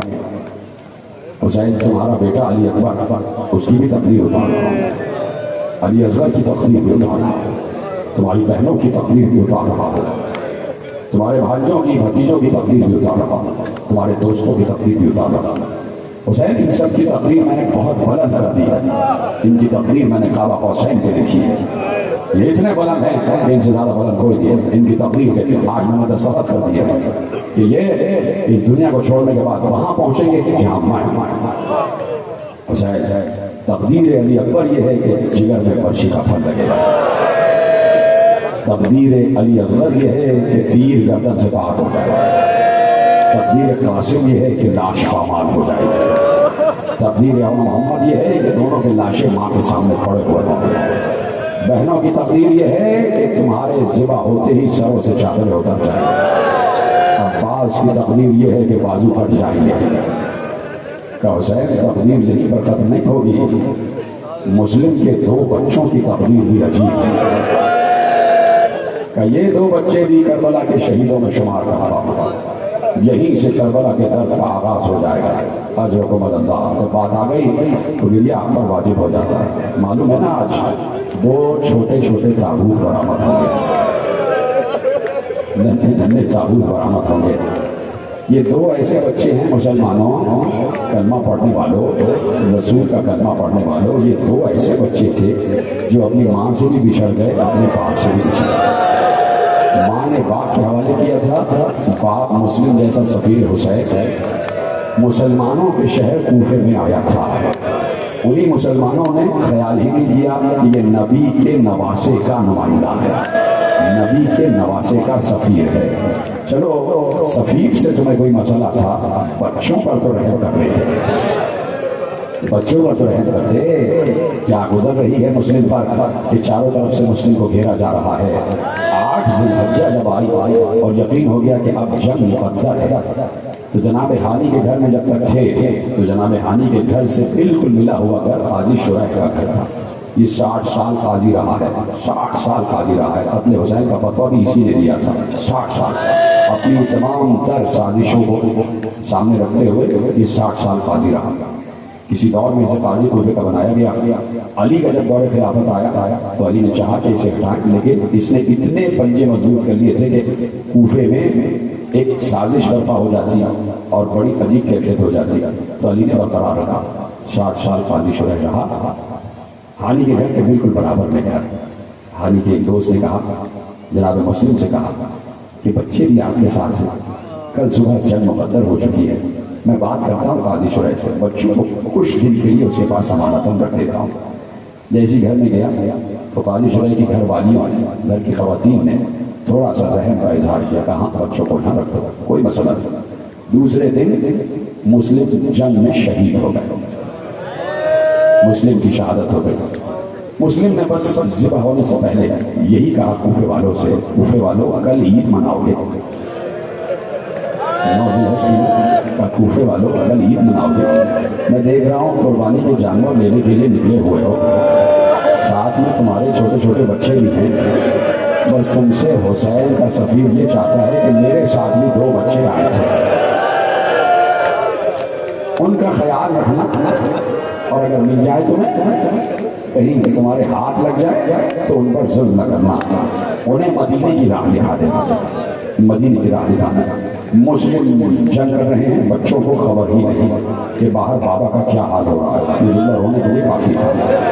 بچے ایک کمرے میں رکھ دیے گئے ہیں چھپا کر، اس لیے کہ ان کو بھی خطرہ ہے کہ اگر حاکم کو پتہ چل گیا تو حاکم ہمیں ہی قتل نہ کر دے، بچوں کو چھپا دیا گیا، باہر کی خبر بچوں کو ہے ہی نہیں کہ بابا کے ساتھ کیا ہو رہا ہے۔ مسلم کا سر کٹ کے دارالامارہ سے نیچے گرا، بچوں کو خبر ہی نہیں کہ بابا کا سر کٹ گیا۔ مسلم کی لاش کو کوفے کی گلیوں میں گھسیٹا جا رہا تھا، بچوں کو خبر ہی نہیں کہ بابا کی لاش کے ساتھ کیا ہو رہا ہے۔ لاش پر بچے ہنس ہنس کر کھلکھلا کر کہے لگا کر تالیاں مار کے سیٹیاں مار کے لاش پر پتھر مار رہے تھے۔ بچوں کے ہنسنے کی آواز 2 بچوں تک تو آ رہی تھی، لیکن ان مسلم کے بچوں کو یہ پتہ ہی نہیں تھا کہ کوفے کے بچے کس پر ہنس رہے ہیں۔ انہیں پتہ ہی نہیں کہ ہمارے بابا کے جسم پر پتھر مارے جا رہے ہیں۔ مسلم کی لاش کوفے کے دروازے سے لٹکا دی گئی، بچوں کو خبر نہیں کہ بابا کی لاش کوفے کے دروازے سے لٹکا دی گئی ہے۔ قافلہ 12-13 محرم کو لوٹا ہوا قافلہ، زین العابدین ہاتھوں میں ہتھکڑیاں، پاؤں میں بیڑیاں، گلے میں توپ خاردار، اور ساتھ میں انہی بچوں کی پھوپھیاں جن کے سروں پر ردائیں نہیں تھی، وہی قافلہ لوٹا ہوا 13 محرم کو کوفے میں آ بھی گیا۔ دربار کوفہ میں خطبہ دے بھی دیا، بچوں کو خبر ہی نہیں کہ ہماری ماں بھی لوٹے ہوئے قافلے کے ساتھ آئی ہے۔ بچے سراسیمہ سہمے ہوئے بار بار پوچھتے ہیں ہمارے بابا کب آئیں گے، ہمارے بابا کب آئیں گے، ہمارے بابا کب آئیں گے۔ بتایا نہیں گیا بچوں کو کہ تمہارے بابا شہید ہو گئے، کہ ابھی آ جاتے ہیں، ابھی آ جاتے ہیں، کھانا کھا لو۔ کافی دن گزر گئے، بچوں نے ایک دن طے کیا کہ آج کھانا نہیں کھائیں گے جب تک ہمیں بتایا نہ جائے کہ ہمارے بابا کب آئے۔ بچوں نے کھانا کھانے سے انکار کیا، قاضی شرح کو بلایا گیا، کہا کہ اچھا میں وعدہ کرتا ہوں کہ صبح تک تمہارے بابا کی خبر لا کے دوں گا، کھانا کھا لو۔ کھانا بچوں نے کھا لیا۔ یہ پورا مہینہ گزر چکا بچوں کو کسی جگہ۔ آخر ابن زیاد نے اعلان کیا کہ میں نے سنا ہے کہ مسلم کے 2 بچے بھی ساتھ تھے، وہ بچے کہاں ہیں؟ مجھے وہ بچے اپنے پاس چاہیے، اور میں اس دربار میں اعلان کرتا ہوں جہاں بھی مجھے پتا چلا کہ وہ بچے کسی کے پاس ہیں، مجھے معلوم ہوا تو میں اس شخص کو قتل کر دوں گا اور اس کے گھر میں آگ لگا دوں گا۔ قاضی شرح کو معلوم ہوا، لرزنے لگا، اس نے کہا کہ میرا گھر بھی جل جائے گا، مجھے قتل کر دیا جائے گا۔ بچوں کے پاس آیا، کہا کہ بچوں میری جان خطرے میں ہے، تو تم چاہتے ہو کہ تمہیں تمہارے گھر بھیجا جائے تمہارے ماں باپ کے پاس؟ کا کیا ہی اچھا ہے کہ بھیج دو۔ رات آئے گی تمہیں ایک راہب لے جائے گا، کوفے کی سرحد پر قافلے جا رہے ہیں، ان قافلوں میں سے ایک قافلہ نجف ہو جا رہا ہے، تو تم اس قافلے کے ساتھ شامل ہو جانا اور چلے جانا۔ بچوں کو تھوڑا سا زیادہ راہ دیا، بچوں کو رات کو چھوڑ دیا، کہا اس سے آگے ہم نہیں جا سکتے اس لیے کہ پہرا ہے، یہاں سے دیکھو سیدھا راستہ جا رہا ہے، اور جہاں اس راستے کا آخر ہوگا وہیں وہ قافلے کھڑے ہوں گے۔ بچے آہستہ آہستہ چلے، 8 اور 9 برس کا سن ہے بچوں کا، آہستہ آہستہ خوب اندھیرا ہے، جنگل سے ہوتے ہوئے جا رہے تھے، سراسیمہ سہمے ہوئے، ڈرتے ہوئے، بچتے ہوئے، خوف کھاتے ہوئے، آہستہ آہستہ۔ چھوٹے چھوٹے بچے تھے، جب پہنچے تو دیکھا وہ قافلہ جا چکا تھا۔ دور سے دیکھا کہ شاید قافلہ نظر آ جائے، پیچھے پیچھے چلتے رہے، لیکن پوری رات گھومتے رہے، قافلہ ان سے نہ مل سکا۔ صبح ہوئی تو دیکھا کوفے ہی میں ہیں، کہیں چھپ کے بیٹھ گئے۔ ایک بار حسین ابن نمیر کا لشکر آ رہا تھا، اس نے دیکھا وہ دور 2 بچے بیٹھے ہوئے ہیں۔ پوچھا تم کون ہو؟ بچے ہیں آل محمد کے گھرانے کے، ان کو کیا پتا کہ سیاست کیا ہوتی ہے، ماحول کیا ہوتا ہے۔ یہ بتاؤ کہ اگر ہم تمہیں بتا دیں تو تم ہمیں مارو گے؟ تم تم ہمیں مارو گے؟ میں نہیں ماروں گا۔ کہا ہم مسلم ابن عقیل کے بچے اپنے بابا سے بشک کریں۔ حسین ابن نمیر ملعون نے کہا اچھا ہماری تو تلاش ہے۔ بچوں کو لیا، دربار میں آ گیا، کہا یہ مسلم کے بچے کہا قید کر دو انہیں، مشہور زندان میں، مشہور کی زندان میں قید کر دو. بچے قید رہے 6-7 مہینے وہیں قید رہے. روز یاد کرتے تھے، روز یاد کرتے تھے، نہ معلوم اماں کہاں ہوں، نہ معلوم بابا کہاں ہوں. دونوں بھائی ایک دوسرے سے گلے ملتے تھے، بھیا آج اماں بہت یاد آ رہی ہے، بھیا آج بابا بہت یاد آ رہا ہے. ایک دن ایسا ہوا کہ چھوٹے نے کہا بھیا یہ جو مشہور زندان باندھ ہے اس سے کم از کم بتائیں تو کہ ہم ہیں کون، شاید اس کے دل میں رحم آ جائے. بھیا آج اماں بہت یاد آ رہی ہے، دل چاہ رہا ہے کہ اماں کی گود میں سر رکھ کے سو جاؤں، بابا کے قدموں کو چھونا چاہ رہا ہوں، اپنے گھر پہ سونا چاہ رہا ہوں، کب تک ایسے رہے گی. بڑے بھائی نے کہا کہ کیسے بتاؤں، تمہیں تو پتا ہے جب بھی ہم بتاتے ہیں کہ ہم کون ہیں کبھی ہمیں دائیں رخسار کا تماشا لگتا ہے، کبھی بائیں رخسار کا تماشا لگتا ہے.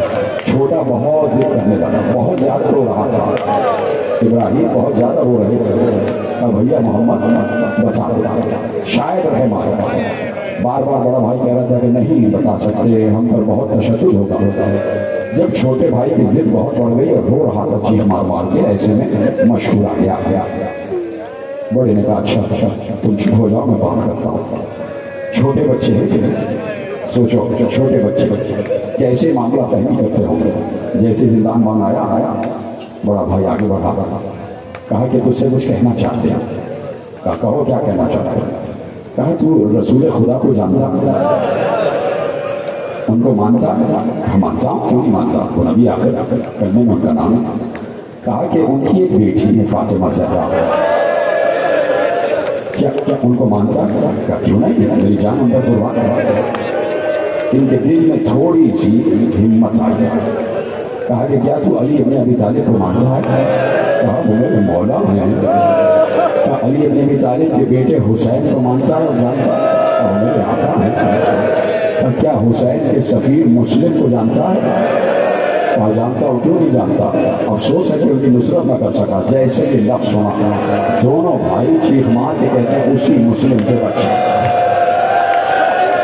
اسی مسلم کے بچے میرے قید خانے میں 6 مہینے سے قید ہے. جیسے ہی مشہور نے سنا سر سے امامہ پھینک کے بچوں کے قدموں میں گر گیا، بچوں کے قدموں کو چوم رہا تھا.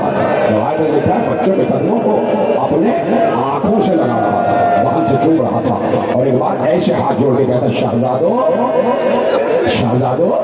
سنیں گے، شہزادو بنت رسول سے میری شکایت نہ کرنا، مجھے معاف کر دینا، مجھے معلوم نہیں تھا کہ آپ سادات کے گھرانے ہیں، مجھے معاف کر دیجیے. کہا ہماری اماں کہاں ہیں، ہمارے پاپا کہاں ہیں، جانا چاہتے ہیں. کہ میں آج ہی انتظام کرتا ہوں، رات کو آپ اپنے گھر پر ہوں گے. رات آ گئی، اپنے بیٹے کو بلایا، کہا بیٹے ان دونوں بچوں کو لے کے اس جگہ جانا جہاں قادسیہ کی طرف داخلے جا رہے ہیں، اور فلاں آدمی ہے اسے یہ پیسے دینا اور کہنا ان بچوں کو قادسیہ پہنچا دے فلاں انسان کے پاس، اور اس انسان کی یہ خط ہے کہ وہ جو شخص ہے وہ ان کو مدینہ پہنچائے گا. در کوفہ سے، فصیل کوفہ سے باہر کوئی جا نہیں سکتا تھا. کبھی اس دور کے جغرافیائی حالات پر بھی غور کرو کہ کتنا پرخطر دور تھا آل محمد کے چاہنے والوں کے لیے. کربلا ہو چکی تھی اور وہ تمام معاملات میں جو انقلاب تھے وہ سب سے اتنا سخت پہرا لگا ہوا تھا. فصیل کوفہ تھا. ادھر سے مشہور کے بیٹے نے دونوں بچوں کا ہاتھ پکڑا، چھپتا چھپاتا بڑی مشکل سے کوفے کی دروازے سے، کوفے کی دیوار سے ان کو پار کرا دیا. اور اس نے بھی یہی کہا کہ آگے میں جا نہیں سکتا، یہ سیدھا راستہ ہے، آپ جائیے گا قادسیہ کا قافلہ وہاں پر. بچے گئے، رات بھر بچے کوفے ہی میں گشت کرتے رہے. صبح ہوئی تو دیکھا کوفے میں ہیں دونوں نے. ایک دوسرے سے گلے لے کر کہا ہائے ہماری قسمت. کیا تھک تو نہیں لینا، ابھی تو میں نے مسائل شروع کیے، اجازت ہے کہ تفصیل سے پڑھوں یا ختم کرتے مسائل. ایک منظر دکھانا چاہتا ہوں جو شاید تم نے ابھی تک سنا نہیں ہوگا، اس لیے کہ جو ظلم ہوا ہے اسے بتانا چاہتا ہوں مسلمانوں تک کے بچوں کے ساتھ ہوا کیا ہے. ہائے ہماری قسمت. پوری رات سفر کرتے رہے، کوفے سے باہر ہی نہیں گئے، چھپ کے ایک درخت کے اوپر جا کے بیٹھے. کہ شام ہوگی تو پھر اتریں گے، پھر دیکھیں گے کوئی راستہ، پھر دیکھیں گے کہ شاید کوئی قافلہ جا رہا ہوگا. صبح ہوا تو ایک درخت کے اوپر چڑھ کے بیٹھ گئے چھپ کے. ایک عورت آئی، نیچے دریا تھا، پانی بھرنے کے لیے آئی. اس نے جیسے ہی اپنے برتن کو دریا میں ڈالا، اس نے دریا کی سطح پر دیکھا کہ دو بچوں کے پیارے پیارے سے چہروں کے عکس نظر آ رہا ہے، درخت کا عکس اور درخت پہ بیٹھے ہوئے بچوں کا عکس۔ ایک دم اس نے اوپر دیکھا تو دو ننھے ننھے سے خوبصورت چاند بیٹھے ہوئے تھے۔ اس عورت نے بڑے پیار بھرے لہجے میں کہا کہ بچوں اوپر کیوں بیٹھے ہو، نیچے آ جاؤ، گر جاؤ گے، چوٹ لگ جائے گی، آ جاؤ نیچے آ جاؤ بچوں، کچھ نہیں کہوں گا۔ بچوں نے اتنی دیر بعد پیار بھرا لہجہ سنا، نیچے آ گیا۔ اس کنیز نے کہا کہ کون ہو، یہاں اکیلے کیوں بیٹھے ہو، تمہیں ذرا سا بھی خیال نہیں ہے کہ تمہاری ماں تمہارا انتظار کر رہی ہے، اپنے گھر کیوں نہیں جاتے؟ بچوں نے کہا جس کا کوئی گھر ہو وہ گھر جائے، جس کو پتا ہو کہ اس کی ماں کہاں ہے وہ ماں کے پاس جائے۔ کنیز لرز گئی، کون ہو؟ ہاں اگر ہم پر ظلم نہ کرے تو بتائیں کون ہے؟ بتاؤ۔ کہا ہم مسلم کے بچے، ہمارے بابا کا نام مسلم ہے۔ وہ کنیز بھی قدموں پہ گری، شہزادوں کو چوما اور کہا میری مالکہ آل محمد کی چاہنے والی ہے، چلو میں اپنی مالکہ کے پاس میں لے چلتی ہوں۔ گھر میں آئی، مالکہ نے جیسے ہی سنا کہ فاطمہ کے گھر کے بچے آ گئے، اس نے قدموں پہ سر کو رکھ کر کہا ہائے میرے گھر کے فرش کی قسمت کہ سید السادات کے گھرانے کے بچوں کے قدم میرے فرش پر آ گئے۔ بچوں کی خدمت کی، نہلایا دھلایا اور اس کے بعد کہا میں کھانا لگاتی ہوں، آپ کھانا کھائیے اور حجرے میں سو جائے۔ بچوں نے کہا بھوک پیاس تو ختم ہو چکی ہے، نہ معلوم اماں کہاں ہے، نہ معلوم بابا کہاں ہے، نہ معلوم گھر والے کہاں ہیں، اگر کچھ کر سکتی ہو تو حجرے میں 2 مصلے بچھا دو، ہم نماز پڑھنا چاہتے ہیں۔ مصلے بچھا دیے گئے، بچوں نے نماز پڑھی، آدھی رات بھیگ گئی، بچے سو گئے۔ حجرے کا دروازہ باہر سے مومنہ نے بند کر دیا، بچے سوئے تو بچوں نے خواب دیکھا۔ خواب دونوں نے ایک ہی دیکھا، دونوں بے اختیار چونک کر اٹھے، رو رہے تھے۔ دونوں نے کہا کیا ہوا؟ دونوں نے کہا خواب دیکھا، ایک ہی خواب دیکھا۔ کہا بھیا خواب یہ دیکھا کہ رسول اللہ کی بزم سجی ہوئی ہے، رسول اللہ بھی بیٹھے ہوئے ہیں، ہماری دادی فاطمہ زہرا بھی بیٹھی ہوئی ہیں، علی بن ابی طالب بھی ہیں، حسن بھی ہیں، حسین بھی ہیں۔ ایسے میں رسول اللہ نے کہا مسلم نظر نہیں آ رہے، میرے بیٹے حسین کا سفیر مسلم نظر نہیں آ رہا۔ تو فوراً ہمارے بابا مسلم بھی اس بزم میں آ گئے، رسول اللہ کو سلام کیا، رسول اللہ نے جواب سلام دیا تو فوراً رسول اللہ نے ہمارے بابا مسلم سے پوچھا مسلم تمہارے 2 بچے کہاں ہیں، تمہارے 2 بچے کہاں ہیں؟ تو بابا نے رسول اللہ سے کہا کہ رسول اللہ بس تھوڑی دیر میں وہ بھی آنے والے ہیں، تھوڑی کیا سن رہے ہیں آپ کی آواز بلند ہو جائے، تھوڑی دیر میں وہ بھی آنے والے ہیں۔ بھیا ایسا لگتا ہے ہماری آخری رات آ گئی، ہماری آخری رات آ گئی۔ یہی وہ وقت تھا جب حارث ملعون گھر میں داخل ہوا اور اس حجرے کے سامنے سے گزر رہا تھا، بچوں کے رونے کی آواز سنی تو اپنی ماں سے پوچھا کہ حجرے میں کون ہے؟ کہا کوئی نہیں ہے۔ تیرے کانوں میں ایسے ہی آواز آ رہی؟ کہا نہیں مجھے آواز آ رہی ہے۔ کہا نہیں آگے جا، تیرے لیے کھانا لگاتی ہوں۔ کہا نہیں جب تک دیکھ نہیں جاؤں حجرے میں کون ہے آگے نہیں جاؤں گا۔ اس نے ایک بار حجرے کی کنڈی کھولی، دروازہ کھولا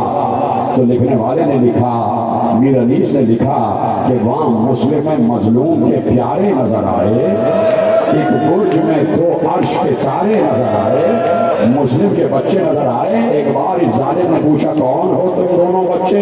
بے اختیار کہا مسلم کے بچے ہیں۔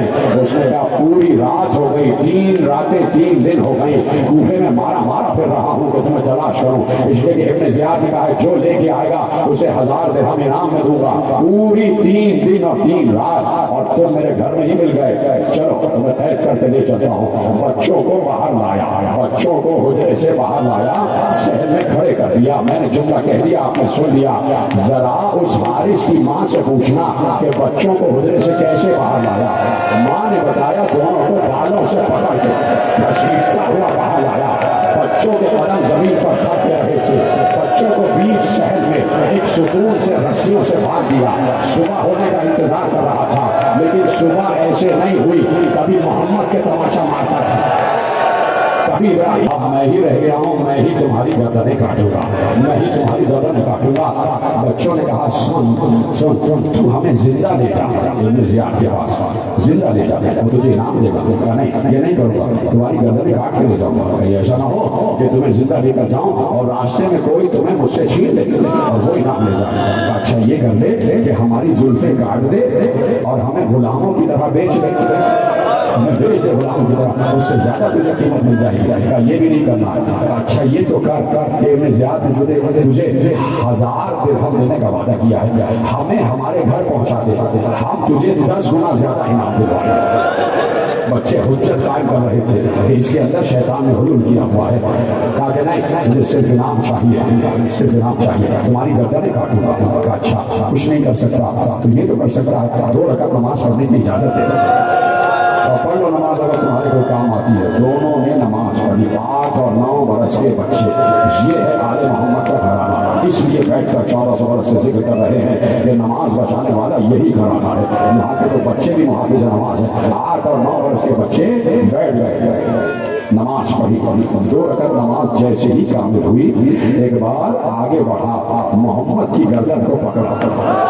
ابراہیم نے کہا میرے سامنے میرے بھائی کو قتل نہ کر، پہلے میری گردن کاٹ لے. کیا سن رہے میرے عزیزوں؟ پہلے میری گردن کاٹ لے. کہا کہ مجھے فرق نہیں پڑتا، چاہے چھوٹے کی گردن کاٹوں چاہے بڑے کی گردن کاٹوں. محمد کی گردن کو پکڑا، بھائی کے سامنے بھائی کے گلے کو کاٹا. یہ کوئی معمولی جملہ نہیں تھا مسلمانوں. بھائی کے سامنے بھائی کے گلے کو کاٹا. محمد کا گلا کٹا. خون کی دھار تھی جو بچے کے گلے سے برآمد ہوئی اور زمین پر خط دیتی ہوئی جا رہی تھی. سر کو ایک جانب رکھا، تن کو اٹھایا، جسم کو اٹھایا، فرات کی لہروں کے حوالے کیا. لیکن راوی کہتا ہے کہ اس وقت تو کلیجہ پھٹ گیا کہ بچے کا لاشا فرات کی لہروں پہ رکا ہوا تھا. ابراہیم کے قریب گیا، ابراہیم کی گردن کو کاٹا، گردن کو ایک طرف رکھا، دوسرے بھائی کی لاش کو فرات کی لہروں کے حوالے کیا. جیسے ہی دونوں بھائیوں کے لاشیں فرات کی سطح پر آئے، دونوں ایک دوسرے سے بدل گئے. چاہتا تو یہی مسائل ختم کر دیتا، لیکن صرف ایک روایت سن لینا تو دیکھو بچوں کے ساتھ ہوا کیا. دونوں کی گردنوں کو اٹھایا، بالوں سے پکڑ کر گردنوں کو اٹھایا. دربار ابن زیاد میں آیا، اس نے باریابی چاہا. ابن زیاد نے کہا بلاؤ. جیسے ہی آیا، ظالم کے ہاتھ میں 2 ننھے سے سر دیکھے، بے اختیار کھڑے ہو کے کہتا ہو ظالم کس ماں کی گود اجاڑ کے آیا؟ تھک گئے ہو تو مجھے بتا دینا، کس ماں کی گود اجاڑ کے آیا؟ بھائی مسلم کے بچے انعام دے مجھے. کیوں انعام دو؟ میں نے تو کہا تھا زندہ لے کر آنا. زیادہ انعام کی لالچ ہے، ان کی گردن کاٹ کے لایا. مجھے بتا تم نے بچوں کے ساتھ کیا کیا ہے؟ جب یہ سنیں گے جملہ تو میں قسم اچھاتے جو جملہ کہنے جا رہا ہوں بس ہم بھائی ضرور کہتے ہیں. ابن زیاد نے کہا یہ پہلی مرتبہ دونوں بچے جب میرے دربار میں آئے تھے، ان کے چہرے سے نور پھوٹ رہا تھا، اتنے حسین چہرے سے، روشن رخسار سے. ارے تو نے ان کے ساتھ کیا کیا ہے؟ ان کے رخسار کٹے ہوئے ہیں، ان کے بال گرد سے اٹے ہوئے ہیں. اتنے حسین بچوں کے ساتھ انہیں کیا کیا ظلم کیا؟ ایک ایکشن بتایا، کہا کہ تو نے میری حکم دوری کی ہے، میں تجھے سزا دوں. بچوں نے آخر میں کہا کیا تھا؟ 2 رکعت نماز پڑھنے کے بعد کہا تھا پروردگار تو ہمارا فیصلہ کرنے والا ہے، تیرا فیصلہ ہوگا، بچوں کی دعا قبول ہوگی، میرا فیصلہ ہوگا. سنیں ایک بار کہا کوئی ہے جو ان بچوں کے سروں کو دھو کر دیا. اس وقت وہ یہ بات کوئی ہے جو ان بچوں کی سروں کو دھو کر دیا. یہ بھی ظالم ابن زیاد بھی تو ظالم تھا نا، یہ بھی تو ایک ظلم ہی تھا نا کہ بھرے دربار میں ایک تو بچوں کے کٹے ہوئے سر آ رہے تھے اور پھر کہہ رہا ہے کوئی ہے جو ان بچوں کے سروں کو دھو کر دیا. ایک حبشی غلام تھا آل محمد کا چاہنے والا، اس نے کہا امیر مجھے دے دیتے. بچوں کے سروں کو لے کر گھر میں چلا، اپنی بیوی کو بلایا، کہا 2 یتیم بچے ہیں جو سر کٹ کے آئے ہیں، ان بچوں کے سروں کو دھو دے. جملہ کوئی بڑا نہیں ہے، لیکن جب میں نے پڑھا میری روح کہاں میرا کلیجہ پھٹ گیا. وہ غلام کی بیوی بچوں کو دیکھ کر ٹہل گئی. ننھے سے 8 اور 9 برس کے 2 بچوں کے کٹے ہوئے سر پاک پانی لے کر آئی، بچوں کے سروں کو دھلا دھلا کر کہتی تھی نہ معلوم کس ماں کی گود میں پلے ہوئے ہو، نہ معلوم تمہاری ماں کو خبر بھی ہے کہ تمہارے ساتھ کیا ہوا ہے، نہ معلوم تمہاری ماں کو خبر بھی ہے کہ تمہارے ساتھ کیا ہوا ہے. ارے میں تو کہتی ہوں تم اپنی ماں سے جدا ہی کیوں ہوئے تھے؟ چوتھا جملہ سنیں گے. ارے میں دعا کرتی ہوں کاش تمہاری ماں پہلے مر گئی ہو، کاش तुम्हारी माँ पहले मर गई हो। हाय हाय हाय, क्या गिरिया कर रहे हो? सर उठाए, दरबार में आए, खत्म हो गई बात। जब आखिरी जुमला कहूँगा ताबूत बरामद करना, बस 2 जुमले कहने की इजाजत देना। इब्न ज़ियाद ने कहा हारिस को वही ले जाओ जहाँ इसने बच्चों को मारा था, जहाँ बच्चों को मारा था। जल्लाद लेके चला, साथ में पूरा दरबार भी है, रिवायत में लिखा है इब्न ज़ियाद भी है। एक बार जैसे ही उस मकाम पर पहुंचा जहाँ बच्चों के गलों को काटा गया था, देखा दूर से एक लहू की धार है जो बहती हुई उस मकाम पर आ रही है जहाँ बच्चों के गलों को काटा था। खत्म हो गई बात। इब्न ज़ियाद ने तड़प कर कहा वो साले, ये मट्टी पर निशान कैसे है, ये मट्टी पर निशान कैसे है? उसने कहा अमीर, मैं बच्चों के गलों को काट रहा था, बच्चे एक लगा लगा के कह रहे थे हमें हमारी अम्मा के पास ले